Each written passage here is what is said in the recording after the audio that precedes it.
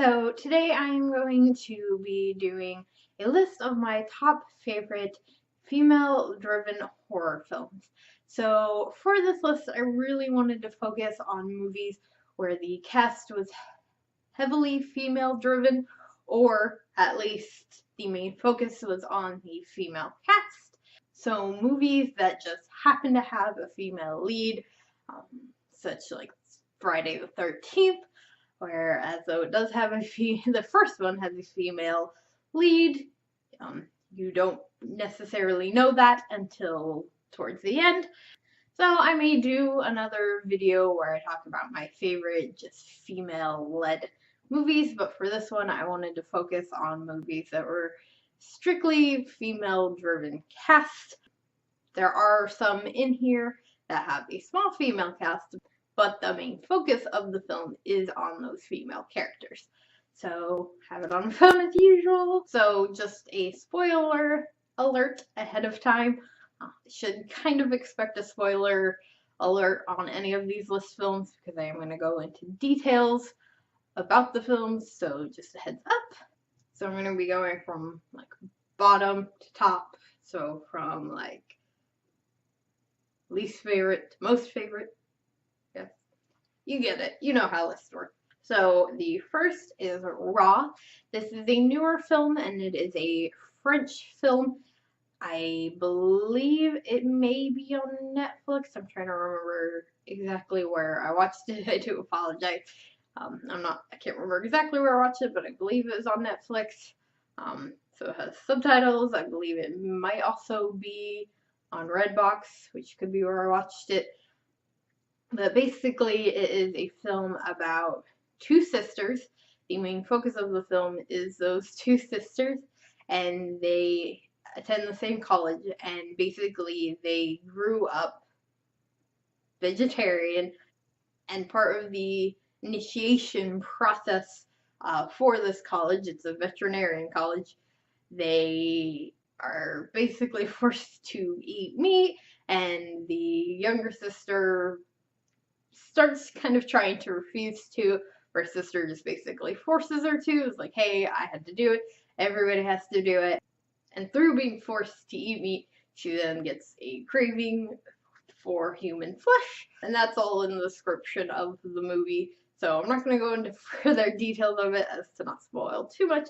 But the main focus of the film is what the younger sister is going through, and trying to fight this sudden craving that she has, and then kind of the relationship she has with her sister.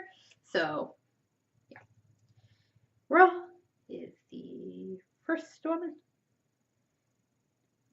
and then the next one is The Craft.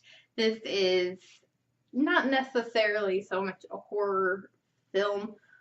Some people do consider it a horror film. There are some like could be considered like scary parts.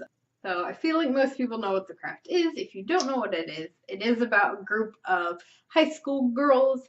One of them is new and she kind of joins this group of other three, and they formed this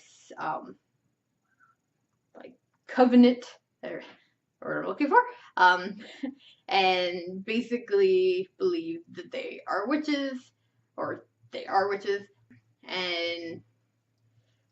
and basically they start kind of abusing their newfound powers, and just madness ensues. So yes, The Craft is a really good one, and the main focus of that is these four friends. So then the fifth one is Ginger Snaps. This is another one about two sisters, one of which, the older one, Ginger, gets attacked by a werewolf. And so it's set in high school, so they're a high school type film. And basically it's a very good contrast to kind of what girls go through in puberty, but done with the twist of her also discovering that she's a vampire, or discovering that she's a werewolf. So number 5 was Ginger Snaps.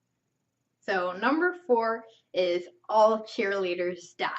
I love this film. It's unfortunately no longer on Netflix. I did mention this film in another video, and I think it was maybe my zombie comedy. I'm not 100% sure. I do apologize.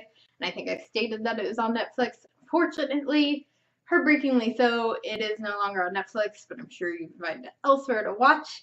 I just realized most of these are set in high school.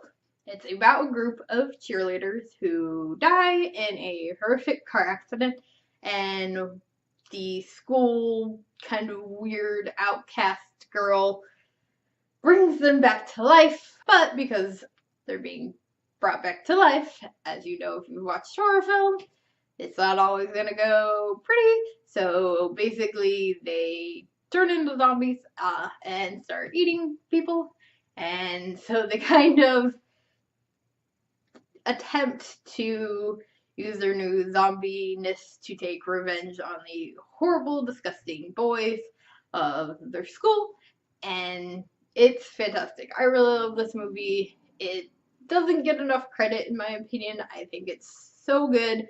Again, the main cast and main focus is a large group of women, although this one kind of trails the line because they are trying to seek revenge on boys, but it's a high school movie, so of course there's going to be stuff like that. And I will say the movie ends with the belief that there's going to be a second one. There has yet to be a second one made, which really bums me out because it's so good and I really want a second one. So hopefully, maybe if I could convince enough of you to go watch it, enough people will see this film, they'll make a second one eventually. So please do go check it out. See if you can find it somewhere to watch. If you do, let me know where you watched it. So yeah, number 4 was All Cheerleaders Die. Number 3, and one of my absolute favorite horror films, is Carrie. You can count it as the original or the remake. Now I know that I said I wasn't going to focus on films that just had like one main female lead, but I feel like this film still has enough focus on other female characters throughout it to count. So this one is solely mostly focused on Carrie herself.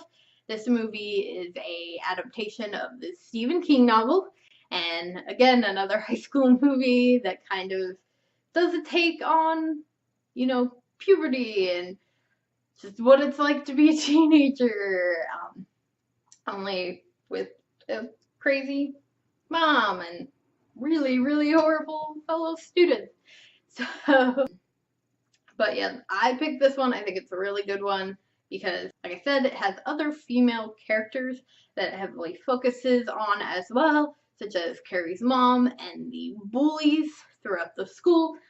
There's a little bit of focus on the male character that Carrie kind of has a crush on, but I would say the main focus of this movie is Carrie and the bullies and her mother, and most of those bullies, which are women. So that's why I added this one to the list. That's why I feel like this one can count. So if you haven't seen Carrie, really, really good film. Really, really freaky. Love the first one. Remake I liked. It was okay. Definitely not my favorite, but I do think the actress did really well. I have nothing against her. I think she's a fantastic actress. She's age appropriate for the film because she is fairly young. So I thought she did a really good job. I like the old school feeling of the original Carrie. I feel like the remake was too over CGI, which some people enjoyed. They felt like it was able to really take and maximize the effect of Carrie's powers, which I totally get. But I like the old schoolness of the original Carrie. I felt like in the remake, the scene where she is kind of doing everything runs a little bit too long. In the original, it's mostly at the school, and then she kind of leaves and goes home and deals with her mother and all of that. And then in the remake, it's like at the school, and then in the street, and then like just continues for a really long time, and it just felt like it was just going a little bit too long in that. So, but that's just my personal opinion. So, Carrie, yeah, that one. Number 3. Number 2, which I don't think anybody's gonna be surprised, this is on my list, Jennifer's Body. Another film that I so love, hold dear to my heart, that I feel like is completely, unfortunately, underrated. This movie came out during a time where there was a lot of feelings about Megan Fox. You either really loved her or you really hated her, and unfortunately, because of a lot of drama with Transformers, won't get into it, but there were a lot of people that hate on Megan Fox and still do, which breaks my heart because I absolutely love her. She's one of my absolute favorite actresses and just people in general, like biggest celebrity crush. I love me some Megan Fox. So, Jennifer, back to the movie, back to the list, getting distracted. So yes, Jennifer's Body is number 2. Another high school movie. If you don't know what this one is, highly suggested. No longer on, it's not on Netflix in the US. I know somebody said it was on Netflix, but I think it was maybe in like Europe or something. I'm not 100% sure. I know it's not on Netflix US, unfortunately. Which really bums me out. Well, but I know you can find it anywhere. I know Walmart had a lot of special edition movies that they were doing for Halloween, so they may still have some of those. I'll have to check and see. But yeah, Jennifer's Body is another one of my absolute favorite films, just in general. And like I said, it's another movie that is set in a high school.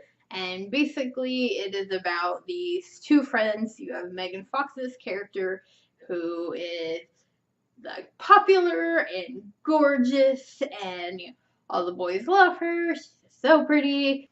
And then you have Amanda Seyfried, I think is her last name. Might be pronouncing that right. Her character is kind of like the ugly duckling character. Basically, they have been friends since they were very young, so that's kind of how they still managed to stay friends. But Megan Fox's character basically gets a group of guys led by Adam Brody, who I believe I mentioned in my last video how much I love Adam Brody.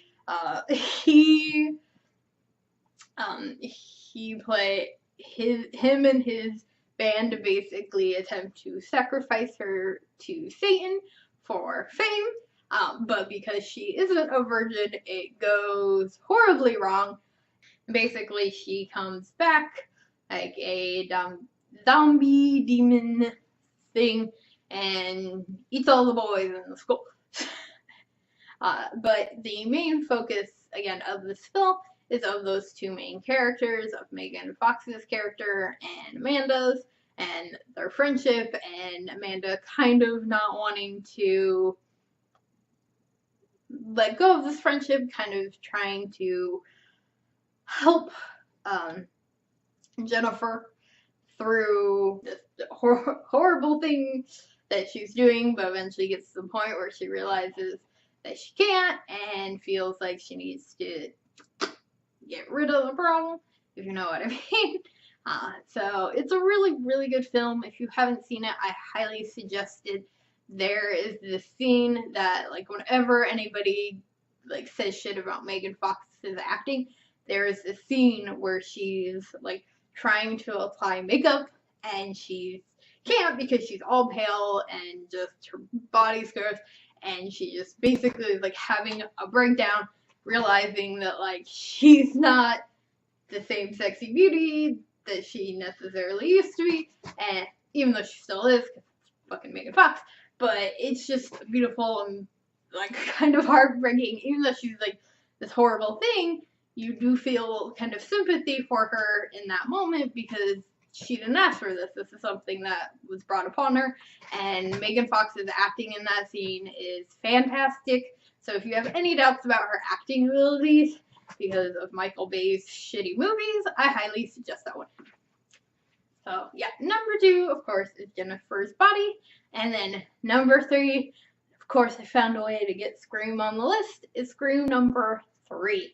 So I initially wasn't going to put Scream on this list because the first Scream film, again, while they are films that they have a main character is a female, a large amount of the cast and quite a bit of the focus is still put on the main characters for the first Scream films and for the second film as well, even though, again, it does have another female killer, but it's another one where you don't realize that towards the end. So, you know, there are select few female lead characters in the first 2 films. Obviously, you have like Sydney and Gail, who, you know, continue on throughout the films and are main lead characters, but there's still not, at least Gail's not as heavily focused. So that is why I chose Scream 3. I found my loophole because Scream 3 has a very large amount of female cast and characters. So for anyone who hasn't seen Scream 3, which I know this movie gets a lot of crap, but honestly, I love Scream 3. I did a list rating the Scream films in order, so I will link that down below, as well as my list for my top favorite female killers. I think I forgot to mention that in the beginning, but I have a list of that as well, which I will link down in the description below, so you can check both of those out. But anyway, back to this. So Scream 3 is set in the filming of the third Stab movies. For anybody who's not as familiar, the Stab movies are film adaptations of Gail's book, which she wrote based on what happens in Scream. It's a movie within a movie. So the third one, again, it sets in the process of them filming the third Stab film. And Sydney starts the film, a Scream, being kind of hidden away from the world. She's trying to exclude herself from the world because she feels like she's just a danger to people and doesn't want to be around anyone. The only person that really knows where she is at this point is her father. And so she's just hidden off in a cabin somewhere with her dog, taking helpline phone calls for a living. But, of course, as we know, unfortunately, you can't hide from Ghostface. He will find you. So, the killer for this movie ends up stabbing a couple and killing them in the premiere of the second movie, I believe. I'm sure it says. I'm pretty sure it's the second one. I should know this stuff. But anyway, couple is at the premiere of the second one and gets killed. And that starts basically everything. It puts the filming of the third one kind of on hold. And Sydney ends up coming out of hiding to kind of try and help Gail and Stewie figure out who it is that is killing all these people and who it is that is after Sydney. And so because it has the filming of the Stab 3 films, you have those cast members.